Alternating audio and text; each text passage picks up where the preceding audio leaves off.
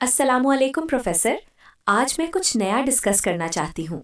हम अक्सर दिल, दिमाग या गुर्दों की बात करते हैं, लेकिन एक सिस्टम है जिसे अक्सर नज़रअंदाज कर दिया जाता है, द लिम्फेटिक सिस्टम। वालेकुम अस्सलाम फातिमा। बहुत अच्छा टॉपिक चुना है तुमने। नज़रअंदाज का लफ्ज़ शायद इसकी हक़ानियत को कम करता है। हकीकत में ये एक ऐसा मोजज़ा है जो हमारी सोच से भी ज़्यादा गहरा है। गहरा? मैं तो इसे सिर्फ एक ड्रेनेज सिस्टम समझती थी, जो एक्स्ट्रा फ्लूइड को वापस ब्लड में भेजने का काम करता है। ड्रेनेज तो है, लेकिन सिर्फ ड्रेनेज नहीं। ये एक मल्टी फैसेटेड इंटेलिजेंस नेटवर्क है फातिमा। सोचो, हमारे जिस्म में करीब 70-80 ट्रिलियन सेल्स हैं और हर सेल को ग़िज़ा चाहिए और उससे निकलने वाला फजूल मादा भी साफ करना है। हाँ, सर्कुलेटरी सिस्टम ब्लड के जरिए ग़िज़ा और ऑक्सीजन पहुंचाता है। बिल्कुल। लेकिन हर रोज हमारी ब्लड कैपिलरीज से करीब 20 लीटर्स फ्लूइड टिश्यू में लीक होता है। इसमें से 17 लीटर्स तो वापस ब्लड में चला जाता है, लेकिन बाकी जो 3-4 लीटर्स बच जाता है उसका क्या होता है? वो लिम्फेटिक सिस्टम कलेक्ट करता है। मैंने पढ़ा था कि अगर ये ना हो तो सिवियर स्वेलिंग एडिमा हो जाती है। एग्जैक्टली। अगर ये 3-4 लीटर्स वापस ना जाएं, तो सिर्फ चंद घंटों में हम मर सकते हैं। ये सिस्टम सिर्फ फ्लूइड बैलेंस नहीं रखता, बल्कि हमारे जिस्म का सबसे पहला और सबसे मजबूत डिफेंस नेटवर्क भी है। Defence network? तो इसका मतलब है कि इसकी कॉम्प्लेक्सिटी मेरी सोच से कहीं ज्यादा है। बहुत ज़्यादा। हमारे जिस्म में 500 से 700 लिम्फ नोड्स हैं। हर नोड एक छोटा लेकिन इंतहाई सोफिस्टिकेटेड फिल्ट्रेशन और इम्यून सेल एक्टिवेशन सेंटर है। 500 से 700 और हर एक सेंटर है। ये तो एक पूरा इंटेलिजेंस नेटवर्क लगता है। लगता नहीं है। और ये सब कुछ बगैर किसी सेंट्रल पंप के काम करता है। दिल की तरह कोई पंपिंग ऑर्गन नहीं है इसके लिए। सिर्फ हमारी सांस लेने और जिस्म की हरकतों से ये फ्लूइड आगे बढ़ता है। सुभान अल्लाह, बगैर पंप के इतना बड़ा नेटवर्क! ये तो इंजीनियरिंग का एक मौजज़ा है। मौजज़ा ही है फातिमा। कुरान में अल्लाह ताला फरमाते हैं, वफ़ी अनफुसिकुम अफला तुबसिरून। सूरा अद्दारियात आयत 21। यानी, और तुम्हारी ज़ातों में भी निशानियां हैं, क्या तुम देखते नहीं हो? इस आयत को मैंने हमेशा रूहानी पहलू से देखा था, लेकिन अब जब जिस्म के अंदर की इंजीनियरिंग देखती हूँ तो इसका मतलब और गहरा लगता है। यही तो मकसद है फातिमा, इल्म से ईमान की तरफ का सफ़र। चलो, मज़ीद गहराई में जाते हैं। क्या तुम जानती हो कि लिम्फेटिक कैपिलरीज कितने बारीक होते हैं? Microscopic I suppose. शायद ब्लड कैपिलरी से थोड़े बारीक या उन जितने। असल में ये ब्लड कैपिलरीज से थोड़े बड़े होते हैं। उनका डायमीटर करीब 10 से 600 माइक्रोमीटर्स तक हो सकता है, लेकिन इनकी दीवारें बिल्कुल यूनिक हैं। यूनिक कैसे? इनकी एंडोथेलियल सेल्स ओवरलैपिंग होते हैं, जो एक वन वे वाल्व की तरह काम करते हैं। फ्लूइड अंदर आ सकता है, लेकिन बाहर नहीं जा सकता। ये एक ऐसा स्मार्ट फिल्टर है जो सिर्फ ज़रूरी चीज़ों को अंदर आने देता है और बाहर नहीं निकलने देता। सिर्फ वन वे वाल्व? ये तो नैनो स्केल इंजीनियरिंग है। बिल्कुल। और ये वाल्व्स खुद ब खुद प्रेशर ग्रेडियंट्स के हिसाब से खुलते और बंद होते हैं। कोई मैकेनिकल स्विच नहीं है, सिर्फ अल्लाह की कुदरत है। ये तो सिर्फ शुरुआत है है। हाँ, अभी तो हमने सिर्फ दरवाजे पर दस्तक दी है। प्रोफेसर, इस वन वे वाल्व मैकेनिज्म को इंजीनियरिंग की जुबान में कैसे समझें?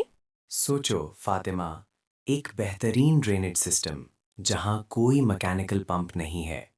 फ्लूइड को सिर्फ मसल कंट्रैक्शंस, सांस लेने और वेसल्स की अपनी इंट्रिंसिक रिदमिक कंट्रैक्शंस के जरिए आगे धकेला जाता है। ये एक सेल्फ प्रोपेलिंग सिस्टम है। तो इसमें एनर्जी एफिशिएंसी काफ़ी हाई होगी, क्योंकि कोई एक्सटर्नल पावर सोर्स नहीं चाहिए। इंतहाई हाई। ह्यूमन इंजीनियर्ड सिस्टम्स में हमें पंप्स, मोटर्स और सेंसर्स चाहिए होते हैं इतना फ्लूइड मूव करने के लिए। ये सिस्टम करीब 3-4 लीटर्स फ्लूइड रोज़ाना कलेक्ट करता है और वापस सर्कुलेशन में भेज देता है, सिर्फ जिस्म की नेचुरल हरकतों पर डिपेंड करते हुए। अगर इसका मुकाबला हम अपने सबसे एडवांस वाटर फिल्ट्रेशन प्लांट से करें, तो क्या फर्क होगा? बहुत बड़ा फर्क है। हमारे फिल्ट्रेशन प्लांट्स में बड़े बड़े पाइप्स, फिल्टर्स, पंप्स और केमिकल्स इस्तेमाल होते हैं। लिम्फेटिक सिस्टम के 500-700 लिम्फ नोड्स हर एक एक छोटा सेल्फ कंटेन्ड फिल्ट्रेशन प्लांट और बायोलॉजिकल लेबोरेटरी है। लिम्फ नोड्स में क्या होता है? हर लिम्फ नोड एक स्ट्रेटेजिक आउटपोस्ट है।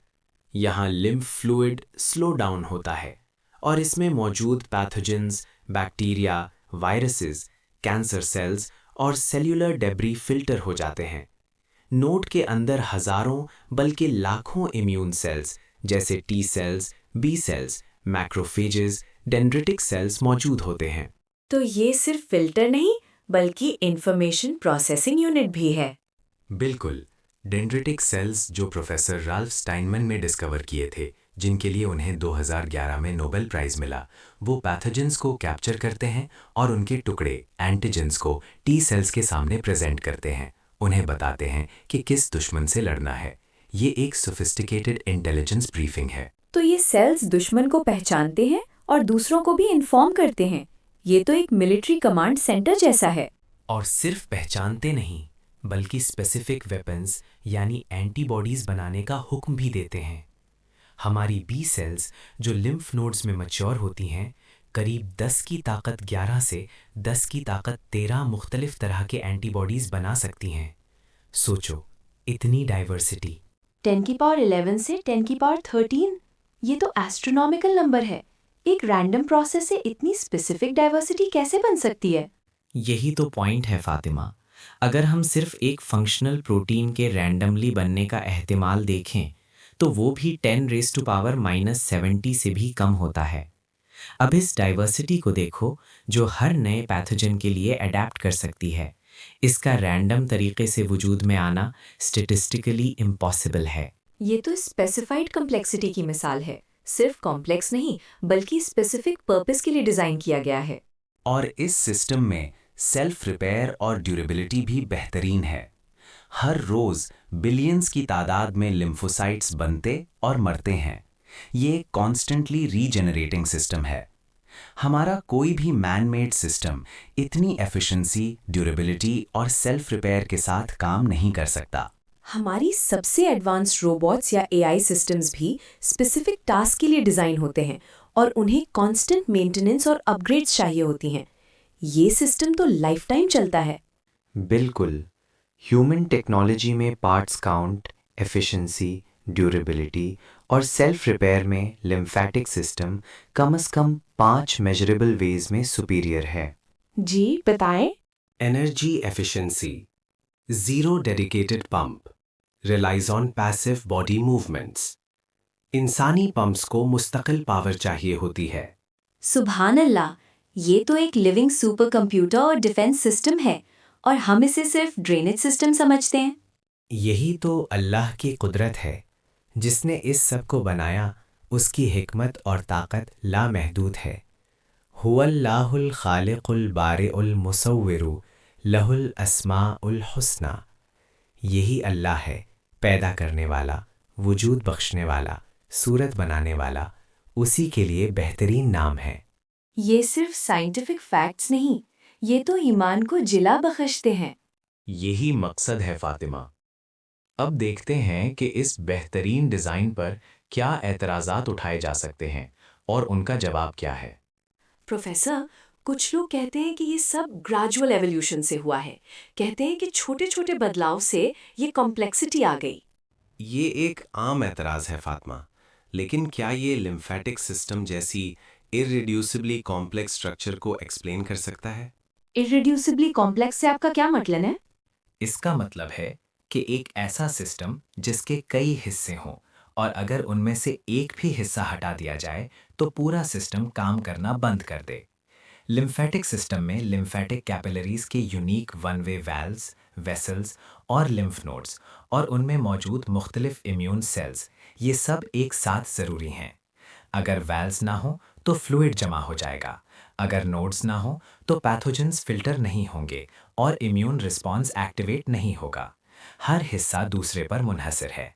तो इसका मतलब है कि ये सब एक साथ वजूद में आए होंगे, या कम से कम फंक्शनल लेवल पर एक साथ आए होंगे, ग्रेजुअल एवोल्यूशन से नहीं। बिल्कुल। एक आधा बदलाव कोई फायदा नहीं देगा अगर दूसरे ज़रूरी अज्जा मौजूद ना हो। नेचुरल सिलेक्शन सिर्फ उस चीज़ को पसंद करता है जो फ़ायदेमंद हो। एक नॉन फंक्शनल सिस्टम को कैसे सिलेक्ट किया जा सकता है? इसका प्रोबेबिलिटी कैलकुलेशन तो एस्ट्रोनॉमिकल लेवल्स पर इम्पॉसिबल है।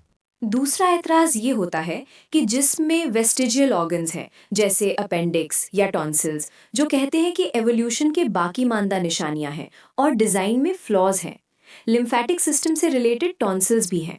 ये भी एक पुराना ऐतराज़ है, लेकिन मॉडर्न साइंस ने इसे कतई तौर पर रद्द कर दिया है। टॉन्सिल्स और अपेंडिक्स, जिन्हें कभी बेकार समझा जाता था, अब हम जानते हैं कि वो लिम्फेटिक सिस्टम के अहम हिस्से हैं, खास तौर पर बचपन में इम्यूनिटी डेवलप करने के लिए। टॉन्सिल्स तो गले में डिफेंसेस होते हैं, मैं जानती हूँ, लेकिन अपेंडिक्स का क्या रोल है? अपेंडिक्स गुड माइक्रोबायोम के लिए एक सेफ हाउस का काम करता है, जहां फायदेमंद बैक्टीरिया स्ट्रेस के वक्त पनाह ले सकते हैं। इसका लिम्फेटिक टिश्यू भी इम्यूनिटी में किरदार अदा करता है। रीसेंट रिसर्च 2020 से 2024 ने तो दिमाग में भी लिम्फेटिक वेसल्स डिस्कवर किए हैं, जिन्हें ग्लिम्फेटिक सिस्टम कहते हैं, जो दिमाग से फजूल मादा साफ करता है। जो चीज़ें कभी बेकार लगती थीं, वो असल में इंतहाई ज़रूरी निकली हैं। तो जो चीज़ें हमें फ्लॉज लगती थीं, वो हमारी कम इल्म का नतीजा थी।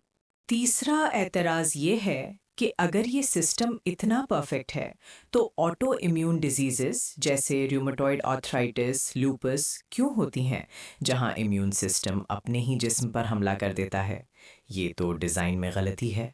ये एक गहरा सवाल है, लेकिन इसे डिज़ाइन में गलती कहना नाइंसाफ़ी है। हमारा इम्यून सिस्टम इतना फाइन ट्यून्ड है कि उसे सेल्फ और नॉन सेल्फ में फ़र्क करना होता है। ये एक इंतहाई मुश्किल बैलेंस है। अगर ये थोड़ा सा भी कम सेंसिटिव हो तो हम इन्फेक्शन से मर जाएंगे। अगर थोड़ा सा भी ज़्यादा सेंसिटिव हो तो ऑटो इम्यून रिस्पॉन्स हो सकता है। तो ये सेंसिटिविटी का बैलेंस ही मसला रहे। बिल्कुल। ऑटो इम्यून डिजीजेस अक्सर जेनेटिक प्रीडिस्पोजिशंस और एनवायरमेंटल ट्रिगर्स जैसे इन्फेक्शंस या टॉक्सिन्स का नतीजा होती हैं, जो इस बेहतरीन फाइन ट्यून सिस्टम को डिसरप्ट कर देती हैं। ये सिस्टम एक डायनामिक एनवायरनमेंट के लिए डिज़ाइन किया गया है और कभी-कभी ये मिसफायर कर सकता है, लेकिन इसकी बुनियादी डिज़ाइन और मकसद अब भी हैरानकुन है। प्रोफेसर, अगर हम सिर्फ लिम्फेटिक कैपिलरीज की वन वे वाल्व्स के बनने का एहतिमाल कैलकुलेट करें, तो वो क्या होगा? सोचो फातिमा, एंडोथीलियल सेल्स का ओवरलैपिंग स्ट्रक्चर, उनका एंकरिंग फिलामेंट्स के जरिए सराउंडिंग टिश्यू से जुड़ना और फिर प्रेशर ग्रेडियंट्स के मुताबिक खुलना और बंद होना। हर एक स्टेप के लिए स्पेसिफिक प्रोटीन्स और सेल सेल इंटरैक्शंस चाहिए। अगर सिर्फ 3-4 की प्रोटीन्स भी रैंडम म्यूटेशन से बनने हों तो उनकी प्रोबेबिलिटी 10 टू द पावर -60 यानी 1 के बाद 60 जीरो से भी कम होगी। अब इस पूरे सिस्टम का एक साथ फंक्शनल होना, ये तो इररिफ्यूटेबल स्टैटिस्टिकल इम्पॉसिबिलिटी है। ये तो सिर्फ चांस पर नहीं हो सकता, इसमें ज़रूर एक इंटेलिजेंट डिज़ाइन है। यही तो स्पेसिफाइड कम्प्लेक्सिटी और फाइन ट्यूनिंग का सबूत है। जैसा कि अल्लाह ताला कुरान में फरमाते हैं, अल्लज़ी खलक़ सबअ समावातिन तिबाक़ा मा तरा फ़ी ख़ल्क़िर रहमानि मिन तफ़ावुत फ़र्जिअल बसरा हल तरा मिन फ़ुतूर थुम्म अर्जिअल बसरा कर्रतैनि यनक़लिब इलैकल बसरु ख़ासिअन व हुवा हसीर। जिसने 7 आसमान तह बतह बनाए, तुम रहमान की खलकत में कोई बेतरतीबी नहीं देखोगे। फिर नज़र डालकर देखो, क्या तुम्हें कोई दरार नज़र आती है? फिर दोबारा 2 बार नज़र डालकर देखो, तुम्हारी नज़र थक कर नामुराद लौटेगी। ये आयात अब बिल्कुल नए मायने दे रही हैं। जिस्म के अंदर की परफेक्शन भी इस आयात की तस्दीक करती है। फातिमा, क्या तुमने कभी गौर किया है कि कुरान में क्रिएशन के लिए जो लफ्ज़ इस्तेमाल होता है वो कितना गहरा है? आप खल्क की बात कर रहे हैं? हाँ, खल्क का मतलब सिर्फ बनाना नहीं, बल्कि प्रिसाइज मेजरमेंट और प्रोपोर्शन के साथ बनाना है। लिम्फेटिक सिस्टम की हर डिटेल, उसकी वेसल्स की डायामीटर, वाल्व्स की प्लेसमेंट, लिम्फ नोड्स की डेंसिटी, ये सब खल्क की मिसाल हैं। वाओ, मैंने कभी इस पहलू से नहीं सोचा था। तो मना की अरबिक रूट वर्ड मनाआ टू प्रिवेंट, टू प्रोटेक्ट भी ये सिस्टम के डिफेंस फंक्शन से कितना अलाइन करता है? बिल्कुल। अल्लाह अल-मनी है, उसने हमारे जिस्म में भी ये हिफाजती निज़ाम बनाया है। और कुरान में एक और आयत है जो इसकी तरफ इशारा करती है, वहुआ अल्लज़ी अनज़ला मिनस समाई माअन फ़अख़रजना बिही नबाता कुल्ली शैइन, सूरह अल-अनआम 699। और वही है जिसने आसमान से पानी उतारा, फिर हमने उससे हर किस्म की नबातात उगाई। इसमें पानी सिर्फ बारिश का पानी नहीं, बल्कि हर फ्लूइडिक सिस्टम की तरफ भी इशारा हो सकता है जो ज़िंदगी के लिए ज़रूरी है। और हमारे जिस्म का 50-60% हिस्सा पानी है। लिम्फेटिक फ्लूइड भी इसी पानी का हिस्सा है। और फिर सूरह अल-मुमिनून में इंसान की पैदाइश के मरहले, सुम्मा जअलनाहु नुत्फ़तन फ़ी क़रारिन मकीन, सुम्मा ख़लक़नन नुत्फ़त अलक़तन फ़ख़लक़नल अलक़त मुद्ग़तन फ़ख़लक़नल मुद्ग़त इज़ामन फ़कसौनल इज़ाम लहमन सुम्मा अंशअनाहु ख़ल्क़न आख़र फ़तबारकल्लाहु अहसनुल ख़ालिक़ीन, सूरह अल-मुमिनून 23, 13, 14। फिर हमने उसे एक महफूज जगह रहमी मादार में नुत्फ़ा बनाया, फिर नुत्फ़े को अलक़ा जमे खून बनाया, फिर अलक़ा को मुद्ग़ा गोश्त का लोथड़ा बनाया, फिर मुद्ग़ा से हड्डियाँ बनाईं, फिर हड्डियों पर गोश्त चढ़ाया, फिर उसे एक दूसरी सूरत में पैदा किया। बस बड़ी बरकतों वाला है अल्लाह, सबसे अच्छा पैदा करने वाला। ये आयत इंसानी जिस्म की हर बारीकी और हर सिस्टम की पैदाइश की तरफ इशारा करती है, जिसमें लिम्फेटिक सिस्टम भी शामिल है। 1400 साल पहले इस इल्म का वजूद में आना सिर्फ अल्लाह की तरफ से ही हो सकता है। हदीस में भी आता है, अल्लाह ने कोई ऐसी बीमारी नहीं उतारी जिसकी शिफा ना उतारी हो। सही बुखारी। इस हदीस में भी हमारे इम्यून सिस्टम की कुदरत की तरफ इशारा है, जो बीमारियों से लड़ता है और शिफा का सबब बनता है। तो ये सारी चीजें एक साथ मिलकर एक बहुत बड़ा पिक्चर बनाती हैं। साइंस और दीन का इतना खूबसूरत इत्तेफाक। यही तो है आयातुल्लाह को पहचानना। जब हम ये देखते हैं कि 1400 साल पहले की रेवलेशन मॉडर्न साइंस की डिस्कवरी से किस तरह अलाइन करती है, तो ईमान और भी पुख्ता हो जाता है। मैंने कभी नहीं सोचा था कि जिस्म के अंदर इतनी गहराई और इतनी हिकमत छुपी हुई है। अब जब तुमने लिम्फेटिक सिस्टम के इन मौजीज़ों को देखा है, तो तुम्हारी अपनी ज़ात और दुनिया के बारे में क्या सोच है फातिमा? प्रोफेसर, पहले मैं सिर्फ डेटा और फॉर्मूलाज में उलझी रहती थी, लेकिन अब हर सेल, हर वेसल, हर एंजाइम में मुझे अल्लाह की कुदरत नज़र आती है। ये सिर्फ नॉलेज नहीं, ये तो इल्म से ईमान का सफ़र है। और इस ईमान का नतीजा क्या होना चाहिए? इस ईमान का नतीजा एहसान होना चाहिए, एक्सीलेंस, अपने काम में, अपनी इबादत में और इस जिस्म की हिफाजत में भी। ये जिस्म अल्लाह की अमानत है। बहुत खूब कहा। जब हम अपने जिस्म के अंदर इतनी बेहतरीन इंजीनियरिंग, इतनी हिकमत देखते हैं, तो हमारा दिल शुक्र और तौहीद, अल्लाह की वहदानियत से भर जाना चाहिए। एक ही ज़ात है जिसने इतने मुख्तलिफ मगर आपस में जुड़े हुए निज़ाम बनाए हैं। मुझे लगता है कि अब मैं नमाज में भी ज़्यादा खुशू के साथ खड़ी हो सकूंगी, ये सोचकर कि इस जिस्म को बनाने वाला कितना अजीम है। यही असल मकसद है। जब हम अल्लाह की निशानियों पर गौर करते हैं, तो हमारा उससे रिश्ता मजबूत होता है। ये सिर्फ इल्म नहीं, ये तो रूह की ग़िज़ा है। मैं अब और गहराई से साइंस पढ़ना चाहूँगी, इस नज़र से कि हर डिस्कवरी अल्लाह की कुदरत का एक और राज खोलती है, और ये इल्म सिर्फ अपने तक नहीं रखूंगी, लोगों तक भी पहुंचाऊंगी। यही तो एक मोमिन साइंटिस्ट का फ़र्ज़ है। जब हम अपनी ज़ात में और कायनात में अल्लाह की निशानियां देखते हैं, तो हमें अपनी हकीकत और अपनी जिम्मेदारी का एहसास होता है। हम इस दुनिया में सिर्फ एक मुसाफिर हैं, और ये जिस्म एक अमानत है जिसे हमें हिफाजत से इस्तेमाल करना है। प्रोफेसर, आपकी वजह से मेरा नज़रिया ही बदल गया है। शुक्रिया। शुक्रिया तो अल्लाह का है फातिमा, जिसने हमें इतनी इल्म और समझ अता की। अब तुम जाओ और इस इल्म को रोशनी बनाओ। हर सांस, हर धड़कन और हर लिम्फेटिक फ्लूइड का कतरा सब अल्लाह की कुदरत की निशानी है। फ़बिअय्यि आलाइ रब्बिकुमा तुकज़्ज़िबान, तो तुम अपने रब की कौन कौन सी नेमतों को झुटलाओगे? सुभान अल्लाह, मैं अब इसे और गहराई से देखूंगी। जज़ाकल्लाह खैर प्रोफेसर। व इय्याकी। अल्लाह तुम्हारा इल्म और ईमान बढ़ाए। आमीन।